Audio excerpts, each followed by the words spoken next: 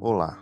Hoje vamos mergulhar no que muitos consideram o maior quebra-cabeça da teologia cristã, a Santíssima Trindade. Seja bem-vindo à Escola de Fundamentos. Eu sou o pastor André Bezerra e aqui vamos falar de palavra de Deus e não de religião. Então você quer finalmente entender o que é a Santíssima Trindade? Você já se perguntou como Deus pode ser um único ser e ao mesmo tempo três pessoas distintas? Se isso parece confuso, você não está sozinho. Ao longo dos próximos minutos, vamos usar este guia visual para navegar por séculos de história, debates linguísticos no hebraico e revelações bíblicas. Não vamos resolver Deus, pois um Deus que cabe na nossa cabeça não seria o Criador do universo.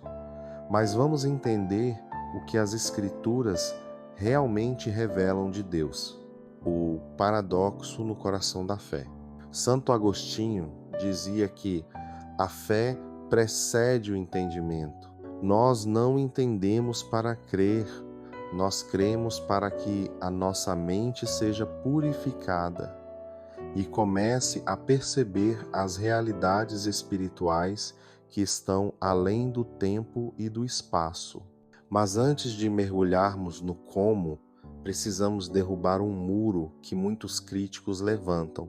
O mito do termo Trindade é verdade, a palavra Trindade não aparece de Gênesis a Apocalipse, e nem é um termo muito adequado, mas o conceito está lá. Pense na palavra onipresença ou encarnação, elas também não estão lá, mas descrevem verdades bíblicas claras. O termo foi cunhado por Tertuliano de Cartago, um advogado e teólogo do século II, que usou a expressão latina trinitas, unidade de três, para descrever o que ele via nas Escrituras. Trindade remonta a três em um só, mas só existe um único Deus, portanto, o termo mais correto seria triuno ou triunidade de Deus, pois uma única ainda se apresenta como três. A doutrina não foi inventada em escritórios, ela foi a solução encontrada pela igreja primitiva para explicar como o Pai, o Filho e o Espírito agiam como um só Deus. Ao contrário do que dizem filmes como O Código da Vinci, Nicéia não inventou a divindade de Jesus, nem escolheu os livros da Bíblia. O concílio apenas formalizou que o Filho é consubstancial, homousios ao Pai, rejeitando a ideia de que Jesus era uma criatura inferior. O concílio de Nicéia não inventa a Trindade, só oficializa algo que a igreja primitiva já acreditava desde os primeiros dias da igreja. O cristianismo não é politeísta. O fundamento é o Shema. Ouve, Israel, o Senhor, nosso Deus, é o único Senhor. Aqui entra uma discussão fascinante sobre o hebraico. Echad é a palavra usada para um. Frequentemente refere-se a uma unidade composta. Exemplo: um cacho de uvas, echad, contém muitas uvas. Ou o homem e a mulher tornam-se uma só carne, basar echad. Como a luz branca, ao passar por um prisma, reflete todas as cores do arco-íris, uma unidade pode ser vista em várias partes que são individuais e únicas. Os teólogos chamam essa única essência divina de ousia. No contexto teológico, pessoa da hipostasis não significa três indivíduos separados como três seres humanos. Refere-se a três centros de consciência e relacionamento dentro da mesma divindade. O que eles não são: o Pai não é o Filho não é o Espírito Santo não é o Pai. Mas ainda assim Jesus afirma explicitamente no livro de João: eu e o Pai somos um. E comunhão do Espírito Santo é colocada em pé de igualdade com o amor de Deus e a graça de Cristo. E no Antigo Testamento, em Gênesis, Deus diz: façamos o homem à nossa imagem. Por que o plural? Alguns dizem que é um plural de majestade, mas para os cristãos é um vislumbre da conversa interna da Triunidade, Pai, Filho e Espírito Santo.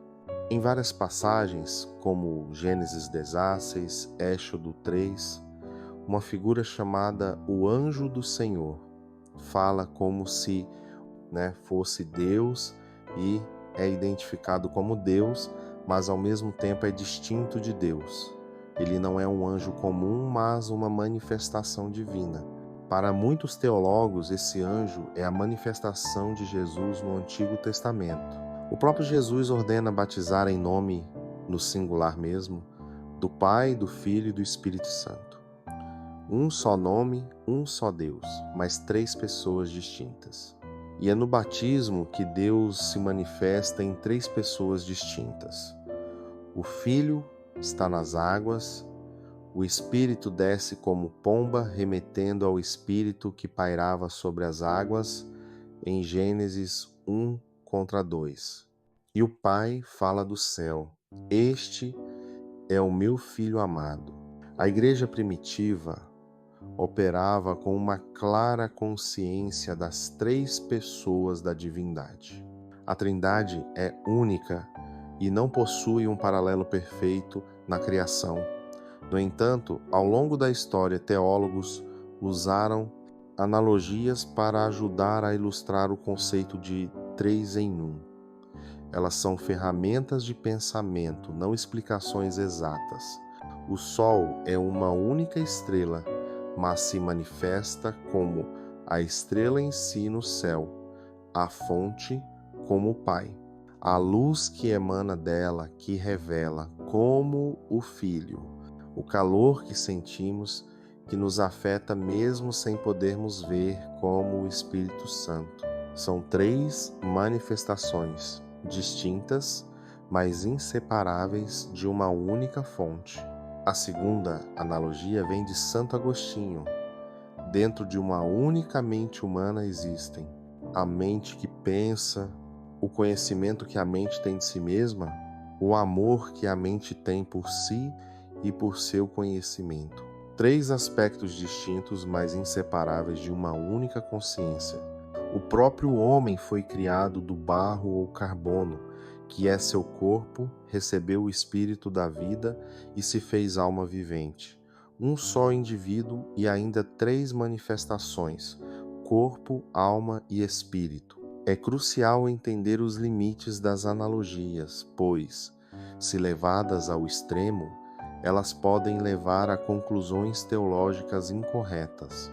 A analogia da água: água, gelo, vapor. Esta é uma analogia popular, mais perigosa.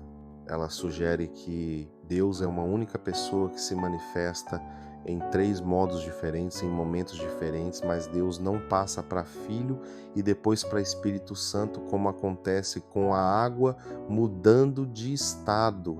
Ele é os três ao mesmo tempo. A Trindade é um conceito sui generis, único em sua categoria. Não há nada na criação que seja uma representação perfeita de um ser que é, ao mesmo tempo, um e três. Se você chegou até aqui, deixe seu like e comente se está conseguindo entender como Deus é um só em suas três manifestações. Agora vamos resumir a doutrina. A doutrina da Santíssima Trindade pode ser resumida nos seguintes pontos fundamentais. Há um só Deus. E isso não pode ser relativizado.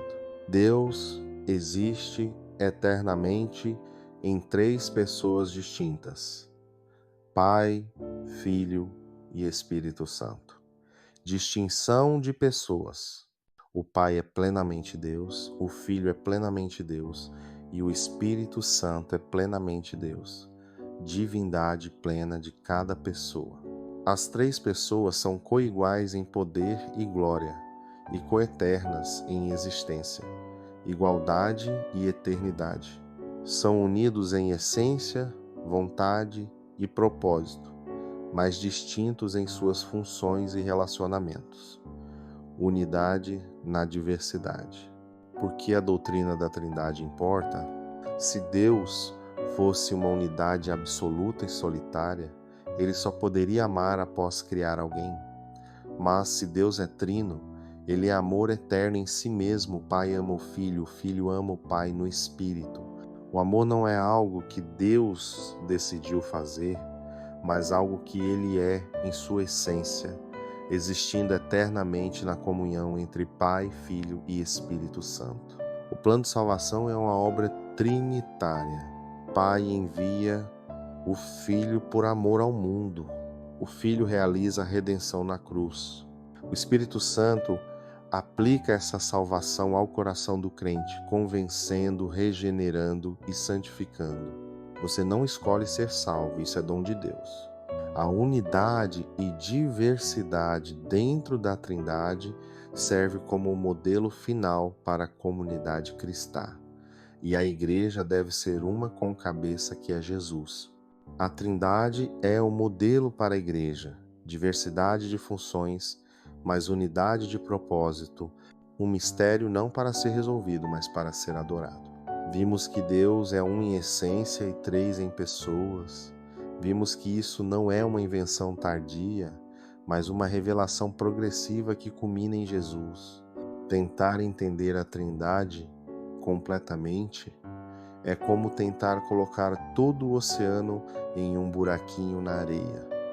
No fim, a Trindade não é um problema lógico para ser resolvido, mas uma realidade gloriosa para ser celebrada. Mas, se quer ser conhecido de Deus, precisa buscar na leitura da palavra e não oração diária, conhecer a Deus. Para aprender mais, se inscreva no canal para acompanhar as próximas aulas da Escola de Fundamentos. Que a graça do Senhor Jesus Cristo e o amor de Deus, o Pai, e a comunhão do Espírito Santo sejam com vós todos.